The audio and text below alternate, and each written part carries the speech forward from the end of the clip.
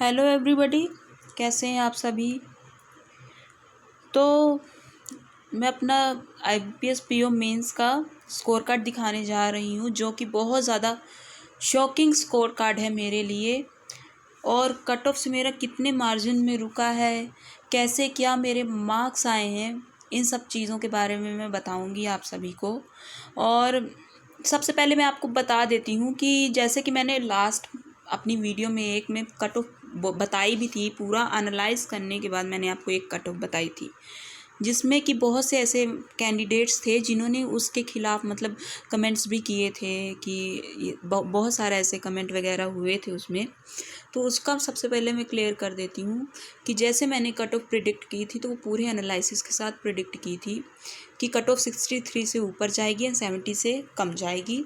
मैंने ये बताया था और मैंने ये भी बोला था कि 65-66 तक कट ऑफ जाने के चांस हैं इस बार, क्योंकि एग्ज़ाम का लेवल हर एक चीज़ के बारे में, हर एक सिनेरियो के बारे में मैंने बताया था। एंड आप देख सकते हैं कि 66.5 कट ऑफ गई है।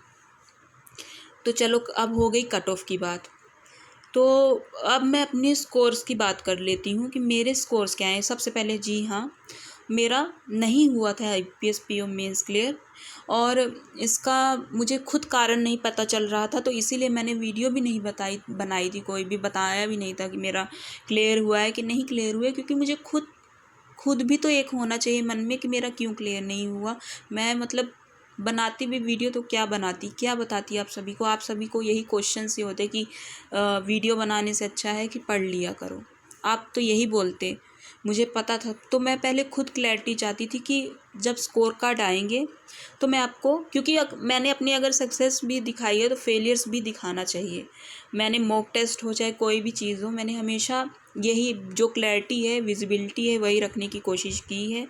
क्योंकि ये मेरे साथ और आप सभी के साथ अगर मैं कुछ भी छिपाती हूँ कुछ, तो ये गलत बात हो जाती।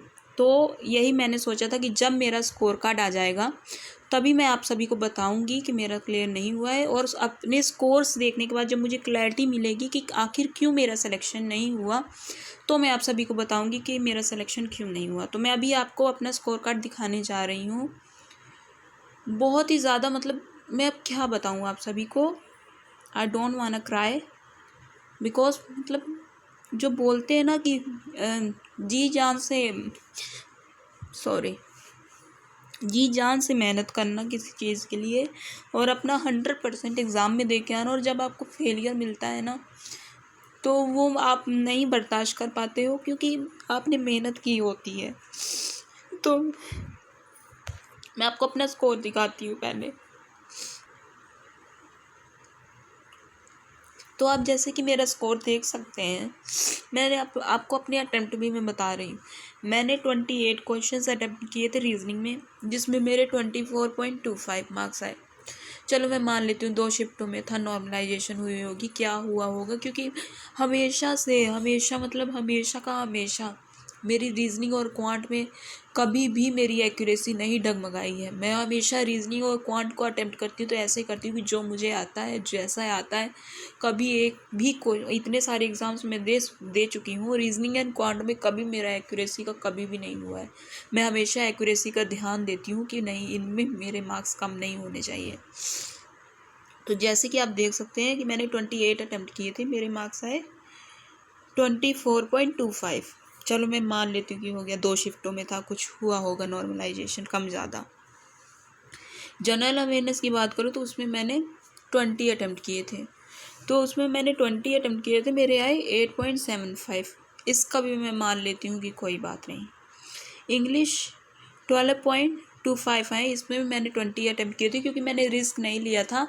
इंग्लिश जो, अब मैं अपनी शिफ्ट भी बता देती हूँ कि मेरा सेकंड शिफ्ट में हुआ था एग्ज़ाम, तो मेरे 20 अटेम्प्ट इंग्लिश में भी थे, तो मेरे 12.25 मार्क्स आए हैं इंग्लिश में। और अब बारी आती है क्वांट की। इसमें मैं आपको बताती हूँ मेरे कितने अटैम्प्ट हुए थे। मैंने पहले भी शायद अटैम्प्ट्स अपने बताए हैं, आप देख सकते हैं मेरे पहले की वीडियोस में। तो उसमें मैंने 17 अटैम्प्ट किया था, मेरा इसमें 17 मार्क्स का अटैम्प्ट हुआ था। और as you all can see कितने मार्क्स मेरे आए हैं, 5.50, 12 मार्क्स कम। बहुत ही ज़्यादा मतलब मुझे ना जब मेरा नहीं हुआ था ना, तो मतलब मेरे मेरे दिमाग में यही चल रहा था कि नहीं मैं मतलब इतना मेरे मतलब इतना ज़्यादा जो बोलते हैं ना रिज़ल्ट के लिए पॉजिटिव रहना, क्योंकि मैं अपना 100% के साथ साथ में मैंने अच्छा करके आई थी। मुझे था कि नहीं मतलब कट ऑफ तो क्लियर होनी ही चाहिए ना, ये मैं अच्छा करके आई थी। लेकिन जब मुझे फिर भी मुझे ना यही लगा कि डिस्क्रिप्टिव में, क्योंकि लास्ट ईयर मेरा सिलेक्शन रुका था डिस्क्रिप्टिव की वजह से, तो मुझे इस बार भी लग रहा था कि मेरा डिस्क्रिप्टिव में ही नहीं बना होगा। मतलब करके तो मैं आई थी डिस्क्रिप्टिव का भी अच्छे से, लेकिन लग रहा था कि शायद कुछ गलती हो गई होगी, क्या हुआ होगा पता नहीं था मुझे बस यही मतलब ना 1 हफ्ता हो गया, 1 हफ्ते से मेरे दिमाग में ये मतलब IPS PO मेंस इस तरह चल रहा था कि आखिर किस वजह से मेरा सिलेक्शन ना हुआ होगा। क्योंकि जब आप अच्छा करके आते हो तो आपको आशा भी अच्छे की ही होती है ना। तो मतलब अब मुझे समझ में नहीं आ रहा कि अब चलो इस बार 2 शिफ्टों में भी था, तो क्वांट तो सेकंड शिफ्ट की टफ ही आई थी। तो अब मुझे इसका कुछ समझ में नहीं आ रहा है कि क्या हुआ, किस तरह नॉर्मलाइजेशन हुई है। मैं आपको अपने डिस्क्रिप्टिव के मार्क्स बता देती हूँ। 14.5 आए हैं। मुझे लग रहा था कि मेरे डिस्क्रिप्टिव में कम आए होंगे, लेकिन डिस्क्रिप्टिव में कम नहीं आए हैं। डिस्क्रिप्टिव में 14.5 मार्क्स आए हैं। और मेरा ओवरऑल देख सकते हैं आप 65.25 मार्क्स। कट ऑफ कितनी गई है? 66.5। 1.25 मार्क्स कम आए हैं मेरे कट ऑफ से। दुख तब होता है जब आपके मतलब कम मार्जिन से आप रह जाते हो।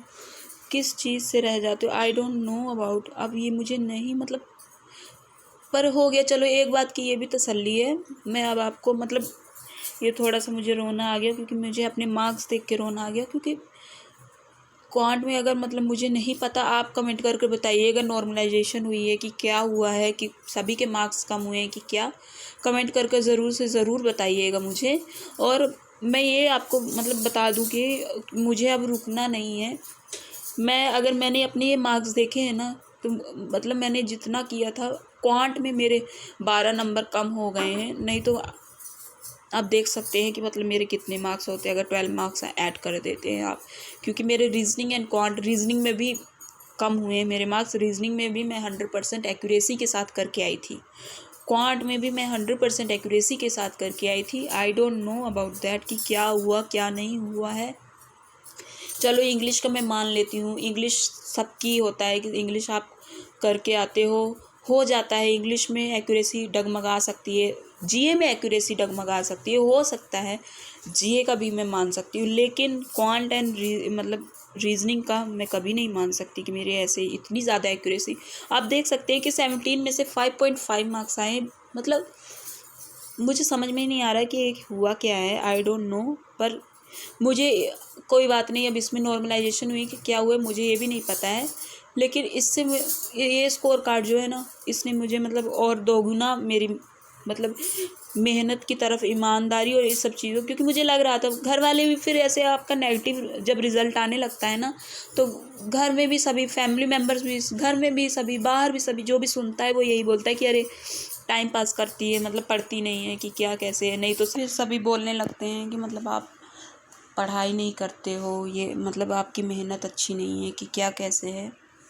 तो क्योंकि सही बात है, अगर हमारे फेलियर्स हम देखेंगे तो सभी बोलने लगते हैं। वो तो हमें पता है ना कि हम कैसे मेहनत करते हैं, कि हम क्या करते हैं क्या नहीं करते हैं।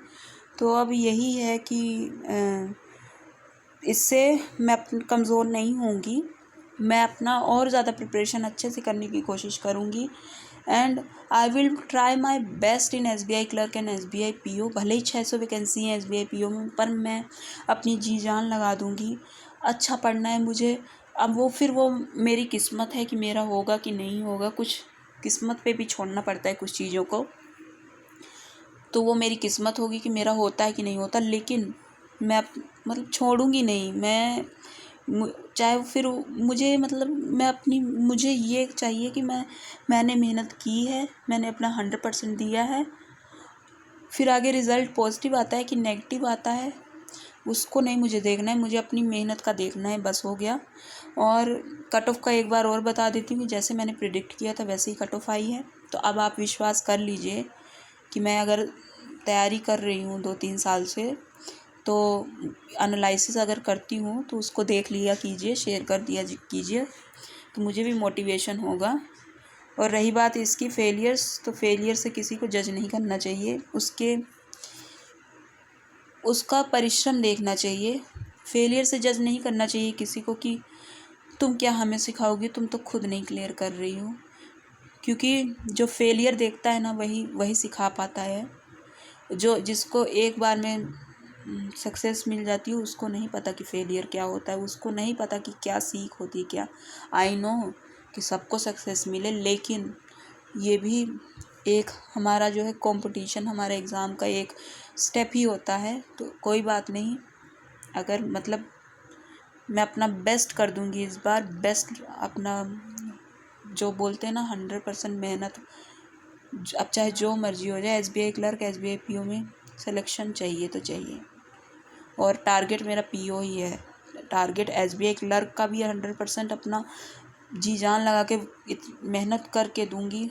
और SBI PO भी भले 600 वैकेंसी हैं, पर मुझे 600 वैकेंसी से नहीं, मुझे एक सीट से मतलब है, बस हो गया। अब ठान लिया है तो ठान लिया है, बस हो गया, यही है। Thank you all. जो भी आपका रिज़ल्ट, अगर स्कोर कार्ड वगैरह कितना क्या है बता दीजिएगा कमेंट में। जिसका हुआ है उसको कॉन्ग्रेचुलेशन, जिसका हो गया है PO मेंस क्लियर, जिनका नहीं हुआ है उम्मीद मत छोड़िए, मेहनत करना है। और आगे हमारे ही लिए वैकेंसीज़ हैं, हमको एक सीट, जो बोलते हैं ना एक सीट हमारी है, तो वो एक सीट हमारी ही है, ये सोच कर चलना है। So thank you all.